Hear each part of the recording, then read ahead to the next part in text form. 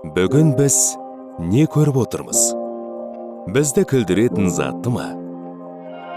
Жылатқызатын нәрсе ме? Бізге жаңа әлемдерді көрсете ме?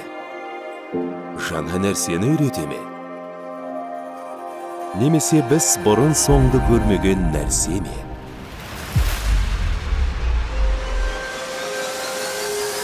Енді теледидар сіздің кім екеніңізді және нені жақсы көретініңізді білетін болады. Сондықтан сіз көп нәрсені зерттей аласыз. Заттарды жаңа жолмен түсіне аласыз.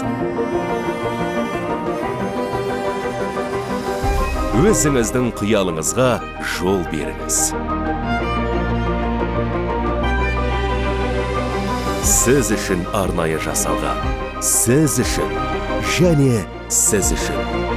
Бұл жай ғана теледидар емес. Бұл мүлдем жаңа көрініс. Себебі болашақтың теледидарлары дегеніміз, ол не туралы көрсетілетіндігі емес, кімнің көретіндігі туралы.